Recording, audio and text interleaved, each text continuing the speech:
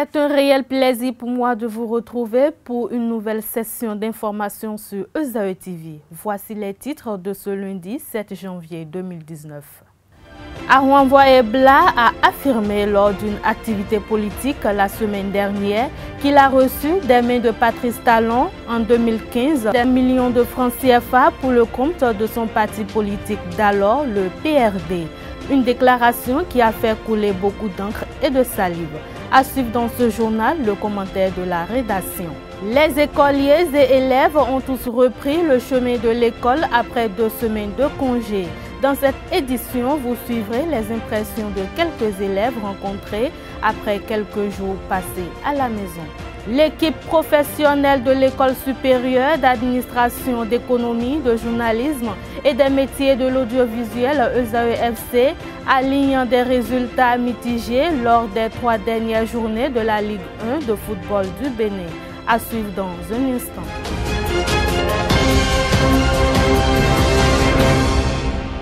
Bonsoir si vous nous recevez. Augustin Aaron Voyebla a affirmé lors d'une activité politique la semaine dernière qu'il a reçu des mains de Patrice Talon en 2015 des millions de francs CFA pour le compte de son parti politique d'alors, le PRD. Cette déclaration de l'élu de la 20e circonscription électorale fait couler beaucoup d'encre et de salive. Suivons ce commentaire d'Abdelkader Achirou pour plus d'explications. C'est lui qui faisait tout. Moi, je me rappelle de ce qu'il a fait lorsqu'on est allé aux élections législatives. J'ai pris 400 millions d'euros de mon parti, chez lui. Cette déclaration a fait couler beaucoup d'encre et de salive, tant au plan national qu'à l'échelle internationale, dans le rang des Béninois de la diaspora. Son auteur a eu droit à tous les adjectifs péjoratifs, traître, ingrat, corrompu et bien d'autres qualificatifs hostiles à la construction d'une bonne réputation. Et pourtant, ce qui a été dit est une lapalissade qui ne devrait pas susciter autant de remous. En toute objectivité et impartialité, affirmer publiquement que Patrice Talon a contribué à hauteur de 400 millions de francs CFA à une élection législative paraît comme une parole d'évangile et ne devrait pas susciter des inquiétudes sur l'origine de cet argent quand on se rappelle que l'ancien président Thomas Boniaï a affirmé publiquement, et ce à maintes reprises, qu'1% de la fortune de Patrice Talon pourrait sortir le Bénin de l'ornière. Aussi, lorsqu'on se réfère à la modestie et à la générosité de Patrice Talon, il faut se mettre dans la posture d'une autruche pour réfuter la thèse selon laquelle il est l'homme le plus influent dans l'arène politique béninoise ces 15 dernières années. Sa contribution à l'élection de Thomas Boniaï en 2006, son soutien à la réélection de Boniaï en 2011, son aide à d'autres candidats à la présidentielle de 2016, quand bien même il était dubitatif et sceptique sur sa propre candidature, constituent quelques exemples assez illustratifs des faits qui ont marqué la vie politique du Bénin. Notons que quand on parle d'élection présidentielle, on parle plus de millions et surtout de milliards. Aussi, le silence du Parti du Renouveau démocratique PRD est tout aussi édifiant puisque depuis la tenue de cette déclaration, à ce jour, aucun communiqué officiel signé du PRD n'a été rendu public sur le sujet. Dans la foulée, cette déclaration est instrumentalisée à des fins politiques par une frange de l'opposition pour opposer Augustin Aaron Voyebla à son père Adrien Humbedji, tout en occultant le fait que la politique de la politique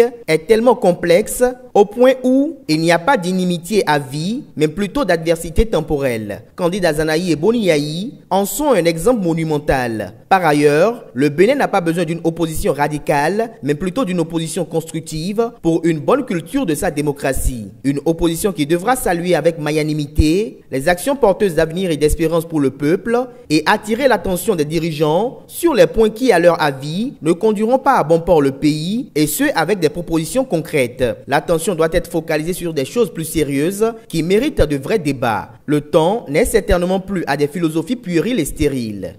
Le gouvernement du président Patrice Talon a initié des formations professionnelles extraordinaires avec une forte connotation de pratique afin de promouvoir l'auto-emploi des jeunes. Ainsi, des soutenances se sont déroulées dans des champs de Zé et d'Alada le vendredi 21 décembre 2018. Les impétrants ont suivi en 2 ans une formation en agriculture écologique avec 30% de théorie et 70% de pratique. Le compte rendu avec Abdelkader Achirou. Dans la commune d'Alada, s'est déroulé le vendredi 21 décembre 2018 des soutenances dans les champs. Une première dans l'histoire de l'enseignement supérieur au Bénin qui résulte d'une réforme révolutionnaire mise en œuvre par l'équipe actuelle ayant en charge le secteur de l'enseignement supérieur et de la recherche scientifique pour promouvoir l'auto-emploi des jeunes et par la même occasion réduire considérablement le taux de chômage des jeunes au Bénin. Il s'agit de faire suivre à des jeunes postulants une formation en 2 ans dans un institut universitaire d'enseignement professionnel sur la pratique de l'agriculture écologique. Accentuée sur la pratique, cette formation à la 2e année a pour validation des acquis et évaluation des compétences une soutenance sur la base de productions agricoles en application aux méthodes culturelles reçues en enseignement. Avant, je faisais seulement l'agriculture conventionnelle ou bien l'agriculture traditionnelle, ce qui appauvrit dans un temps soit peu nos terres. Maintenant, avec cette pratique maintenant, au fil du temps, ma terre sera restaurée. Parce que chaque fois, on utilise seulement les produits naturels, rien que des produits naturels, des engrais organiques pour la fertilisation. L'institut forme pendant 2 ans. La première année se fait sur le centre avec une pédagogie de 60% de la pratique et de 40% de la théorie. Donc chaque matin, on tient là-haut, on va sur le terrain, on travaille. L'après-midi, on revient dans les salles, on fait cours. Et la soirée, on reprend avec les travaux. Maintenant, après la première année sur le site, maintenant, la 2e année, l'étudiant s'installe sur son propre terrain et va expérimenter maintenant les choses qu'il a apprises là-bas. Voilà, c'est ainsi que j'ai la chance de m'installer sur ce terrain que j'ai expérimenté la banane, le maïs et le manioc. Pour ces cultures, j'ai vu que avec les méthodes qu'on nous a apprises là-bas et les techniques de travail, ça m'a aidé et je pourrais dire que ça va rapporter beaucoup de choses. Les impétrants ont exposé les résultats de leurs cultures diverses et les produits finis prêts à la consommation sur le marché. Ils ont aussi par la même occasion présenté les différentes techniques de culture qui leur ont permis d'obtenir ces résultats élogieux. Aussi, pour ceux qui font de l'élevage de volailles, leur poulailler a été visité et examiné.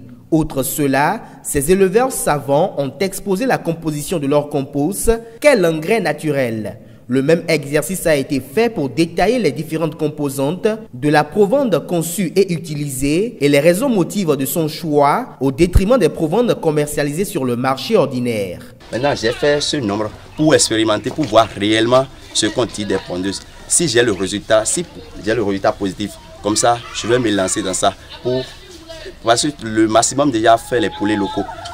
On dit que les poulets locaux, eux là, ils ne demandent pas trop de travaux, mais ils ne sont pas rentables comme les pondeuses. Donc moi j'ai voulu aller un peu plus de l'avant, c'est pourquoi j'ai décidé la production des pondeuses. À l'issue de leur présentation et après les réponses aux préoccupations des membres du jury, les impétrants ont saisi l'occasion pour relater la portée très bénéfique de cette formation. Quand j'avais mon bac, je me suis allé installer à Calavi pour continuer les études. Mais vraiment, rien n'allait, sincèrement, rien n'allait. Et c'était le chômage, la galère totale. Difficilement, on trouve 1000 francs pour se gérer pendant la semaine, difficilement. Donc si j'ai choisi la formation réellement, c'est pour mon auto-emploi et pouvoir quitter le chômage. Parce que de l'autre côté, ça n'allait pas, sincèrement. C'est pour mon auto-emploi et de quitter réellement le chômage. Donc l'objectif, c'est de faire quelque chose pour pouvoir commencer par trouver de l'argent. Cette soutenance dans le cadre de l'obtention du diplôme universitaire de technologie métier exploitant agricole est assortie d'une délibération des membres du jury. Après avoir passé 2 semaines de congé à l'occasion des fêtes de fin d'année, les écoliers, élèves et étudiants ont tous repris le chemin des classes ce lundi 7 janvier 2019. C'est d'ailleurs une occasion pour beaucoup d'entre eux de mieux se concentrer sur les études avec assurance et sérénité. On les écoute au micro de Marcel Fandji et de Belvida à Doimbo.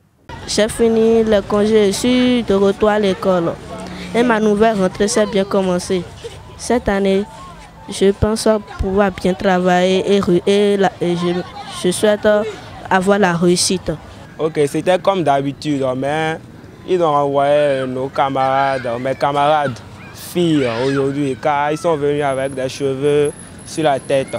Bon, pour moi, ça a mal commencé parce que quand il était venu, on m'a renvoyé parce que j'avais mis 2 raies. Et puis j'étais parti enlever. La rentrée a bien commencé parce que j'ai retrouvé mes amis de CM2 ici et on a bien parlé, bien s'amuser, bien apprendre. Apparemment, pour la rentrée, selon moi, ça s'est bien commencé. Mais les congés que l'autorité nous a donnés là, ça ne m'a pas suffi pour bien apprendre mes cours. Pendant les congés, je me suis bien amusé. Bon, je me sens un peu fatigué pour ce bon matin, genre, je suis un peu fatigué, mais les congés, ça ne m'a pas suffi, mais je ne me suis pas bien amusé. Lorsque je suis venu à l'école, moi avec mes amis, on a bien s'amusé. Et nos professeurs nous ont souhaité des meilleurs vœux. C'est la réussite. Moi, je veux que la réussite. Moi, je veux le bac. Je veux la réussite. Pour moi, je me lance des défis de passer en classe supérieure. Ça, c'est la première chose. Et la seconde chose, d'avoir de bonnes notes. Les membres de la coordination du département du Plateau du Parti Bloc républicain ont effectué une tournée dans la 21e et la 22e circonscription électorale afin de sensibiliser et informer les populations sur les grandes résolutions issues du congrès constitutif tenu le 8 décembre 2018 à Parakou. C'était le dimanche 19 décembre 2018 en présence des ministres Adidjatou Matisse et Serge Aïssou, membres de la coordination du département de l'OME du Parti Bloc républicain. Suivez plutôt. Le Bloc républicain, des ovations, je vous en prie. Très fort. Dans la dynamique de présenter le logo du Parti Bloc républicain, les grandes résolutions issues du congrès constitutif tenu dans tout son gigantisme le 8 décembre 2018 à Parakou, avec en ligne de mire la vulgarisation des tests fondamentaux et la présentation de tous les 59 membres du bureau politique national, les membres désignés pour assurer la coordination des activités du dit parti dans le département du Plateau, soutenus par ceux du département de l'Ouémé, ont constitué une délégation dirigée par le député Jean-Michel Abimbola pour s'entretenir avec les populations de la 21e et celles de la 22e circonscription électorale. Cette campagne de sensibilisation et d'information a démarré à Pobé dans la 22e circonscription électorale devant un parterre de têtes couronnées de Pobé et de Kétou et une myriade de personnalités politiquement incontournables dans la dite circonscription électorale. En termes d'idéologie, le Bloc républicain repose sur trois principaux socles. Le premier socle, c'est l'économie libérale. Ça signifie simplement qu'au Bloc républicain, nous prônons pour que l'État crée les conditions afin que les individus, les groupes d'individus qui veulent entreprendre aient la possibilité d'entreprendre et de gagner de l'argent. La deuxième chose, le deuxième socle, c'est l'unité nationale. Le troisième socle, c'est le respect des valeurs démocratiques. Chez nous, tout le monde a droit à la parole. Tout le monde a droit à occuper tous les postes. Il n'y a pas d'exclusion. Notre devise, c'est liberté, compétitivité, prospérité. Et le slogan, vous le connaissez déjà. Plus unis, plus forts pour construire le Bénin. Loin d'être un meeting politique à en croire les organisateurs, cette rencontre politique a aussi pour objectif de sensibiliser les militantes et militants des anciens partis régionaux pour plus d'adhésion à cette nouvelle formation politique déjà enracinée sur toute l'étendue du territoire national. Par la même occasion, les populations ont été entretenues et édifiées sur les exigences de la réforme du système partisan et celle du nouveau code électoral. Désormais, pour créer un parti politique au Bénin, il faut avoir au moins 15 membres fondateurs par commune. Ce qui fait au total au moins 1155 membres. Auparavant, c'était 10 membres fondateurs par département. Donc il n'y avait que 120 personnes et puis vous pouviez créer un parti. Il faut également savoir que désormais, il ne peut plus y avoir d'alliance de partis politiques pour aller aux élections. Et lorsque vous ne participez pas à 2 élections législatives consécutives, on vous raye de la liste des partis politiques.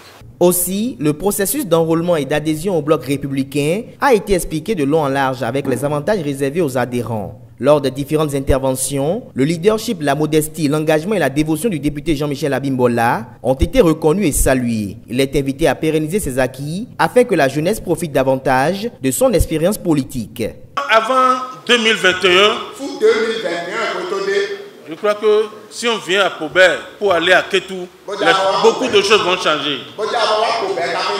Les infrastructures routières vont commencer déjà. C'est un bon leader.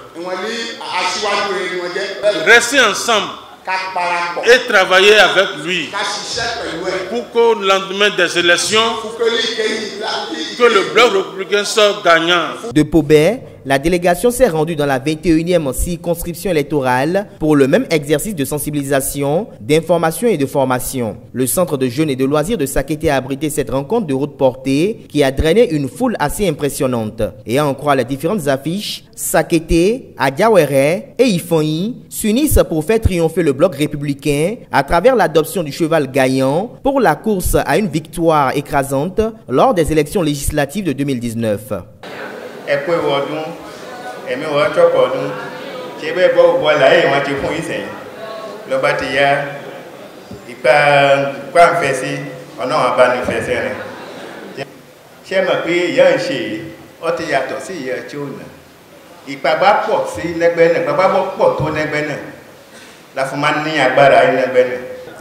Dès la semaine prochaine, dans tous les quartiers de ville et dans tous les villages de notre pays, le Bénin, du nord au sud, de l'est à l'ouest, des équipes descendront dans les villages pour que nos anciens militants de nos anciennes formations politiques puissent évidemment à 100% se reverser en tant que militant du bloc républicain. Deuxième parti d'envergure nationale, soutenant les actions du chef de l'État Patrice Talon, le bloc républicain est dirigé par un trio composé d'Abdoulaye Biotchane, Jean-Michel Abimbola et Robert Bian. Rappelons que ce parti a pu réunir, lors de sa création, plus de 6500 membres fondateurs, une première dans l'histoire politique du Bénin.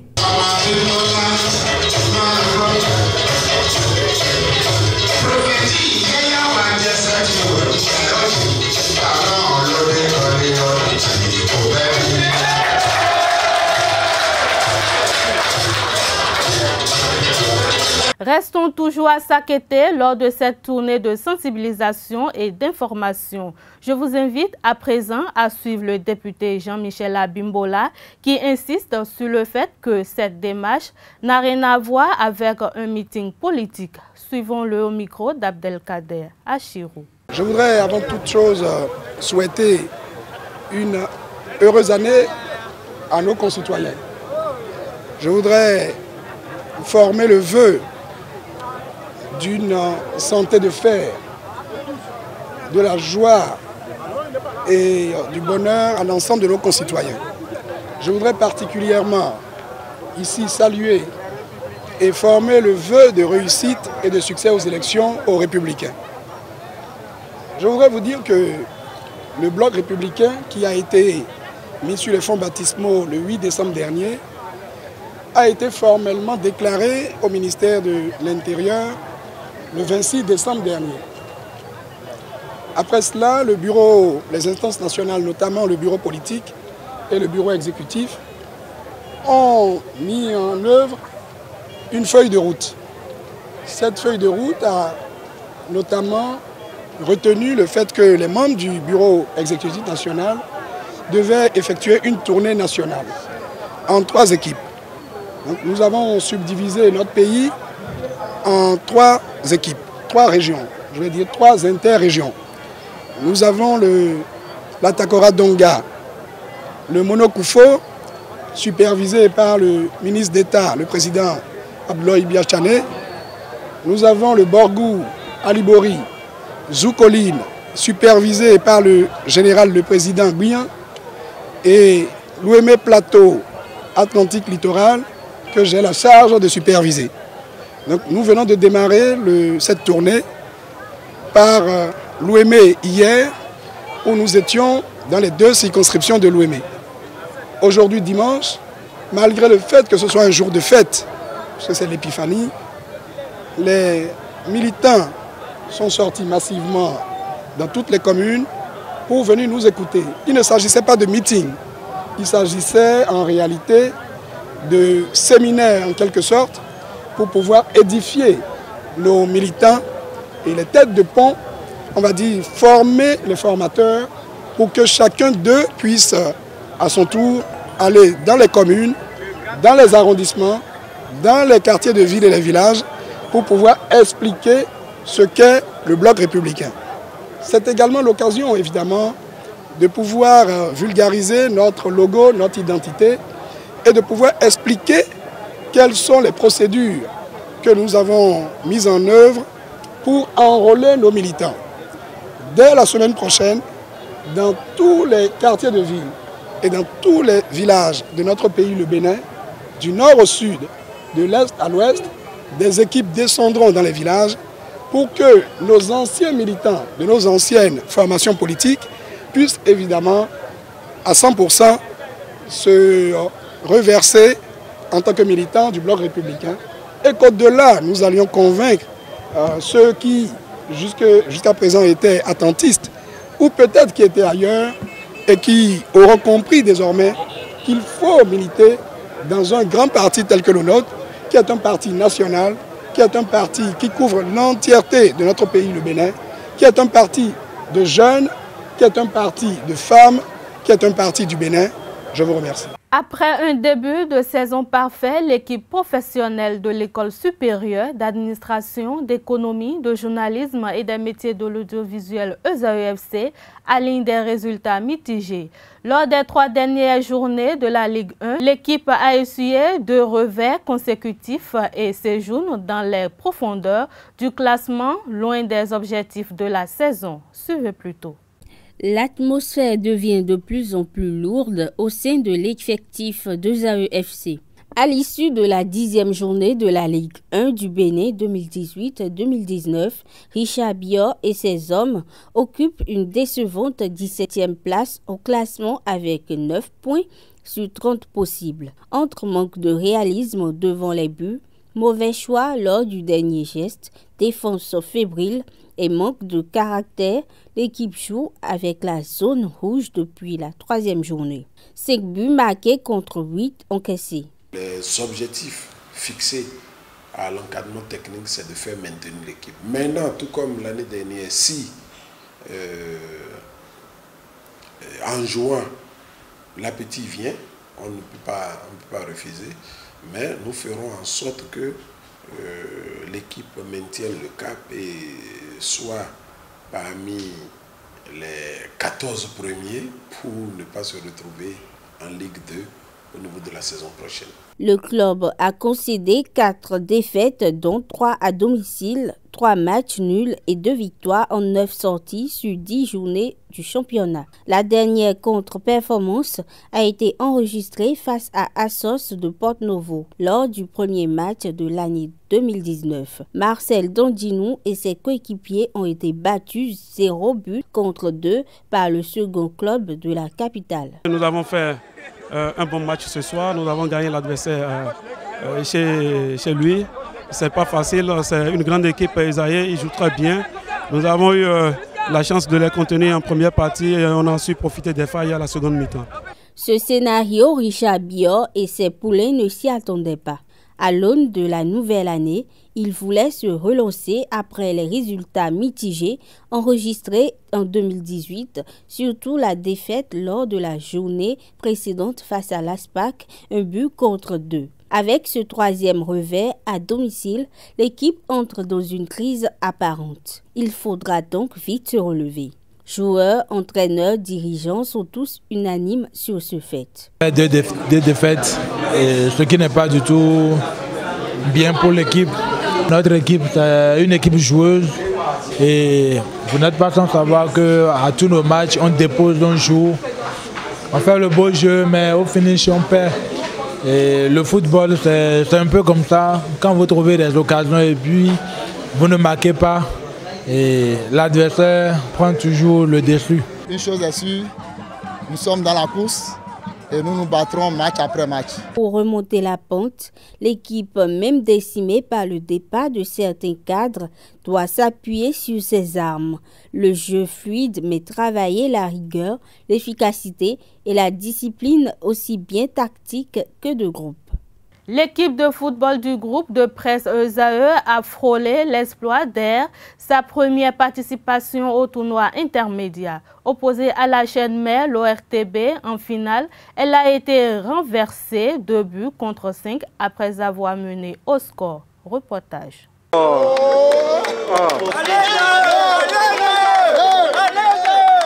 Première participation presque aboutie pour ESAE Omnisport au tournoi intermédiaire Team. L'équipe de football du groupe de presse ESAE termine vice-championne du tournoi intermédiaire 2018. En finale, les protégés de Clément Adéoti Adéchian se sont inclinés 2-5 face à leurs homologues de Nagra FC de l'ORTB à Flesh Foot le 22 décembre. Participer à une première édition et être en finale, franchement, je suis content parce que tout est grâce, comme je l'ai dit. On n'a pas gagné, donc je peux dire qu'on ne l'a pas mérité. Seulement que si on est là, nous on se voyait, d'accord, on se voyait ici. Et là où les gens nous ont vus aujourd'hui, on se voyait ici, ils ne s'y attendaient pas. Mais nous on se voyait déjà loin dans la compétition et venir en finale pour nous n'est pas du tout étonnant. Malgré un effectif à 90% diminué par des pépins physiques, Arnaud Akakpo, Medrid Gbemenou, Raphaël Adjovi et consorts ont fait douter leurs adversaires, les favoris désignés de la 5e édition du tournoi intermédiaire. Ce trophée nous filait entre les doigts depuis 4 ans, comme je dis. Et enfin, cette fois-ci, je pense qu'on a fait le nécessaire pour y arriver. De l'abnégation, de la volonté, de la solidarité. Nous avons rencontré une équipe des AE qui, au début du tournoi, était forcément inattendue à cette étape de la compétition. Il faut dire qu'elle nous a donné du fil à retordre et heureusement que nous étions rentrés dans cette rencontre sans les minimiser. Pour une première édition, je crois que c'est une équipe qui a prouvé beaucoup de choses. Elle a essayé de respecter ses armes, de jouer avec ce qu'elle avait de plus. Et au terme, elle a pu donner ce qu'elle pouvait. Mais en face, il y avait Nagra qui est un des habitués du tournoi. Et puisque Nagra a participé à toutes les éditions. Ce qui fait que cette expérience a certainement eu le dessus sur l'équipe de ESAE.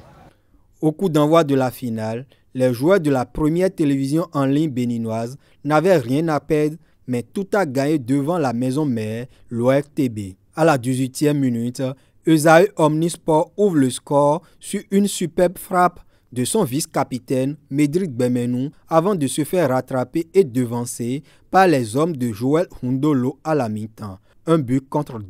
2 minutes après le retour des vestiaires, ils rétablissent la parité grâce à Krébert Sessinou. Mais la condition physique a eu raison de leur détermination à aller chercher le Graal. Nagra en profite pour inscrire 3 autres buts. Grâce à cette victoire, Nagra, vainqueur de la première édition du tournoi intermédiaire, repart définitivement avec le trophée François Messan. L'équipe remporte également le trophée Fair Play Jean Dieudonné Douba. On a suivi en tant que jeune Jean Dieudonné Douba, on l'entendait à la radio. On a vécu l'activité de François Messan. C'est 2 amoureux du football qui, au micro, vraiment allaient dans le sens du jeu. C'est bien de les honorer par ce tournoi et l'honneur pour nous est plus grand encore parce que Jean Dieudonné Douba est de l'ORTB et puis gagner ce tournoi en son honneur, ça nous rend plus fiers. Le capitaine de Nagra est désigné meilleur joueur du tournoi, son coéquipier Joël Mian, meilleur buteur avec 6 buts. Le titre du meilleur gardien de la compétition est revenu à Hugues Zogo de la radio Carrefour. Au niveau des arbitres, Fadel Adeinka a reçu le sifflet d'or pour la 4e fois de suite. Le rideau tombé sur la 5e édition du tournoi intermédiaire, le bureau exécutif du réseau des journalistes du sport au Bénin RJSB annonce une nouvelle saison avec des innovations majeures. Ce sera tout pour aujourd'hui. Merci de nous avoir suivis. Restez toujours connectés sur le www.esaetv.bj. À demain pour une nouvelle édition. Bonsoir.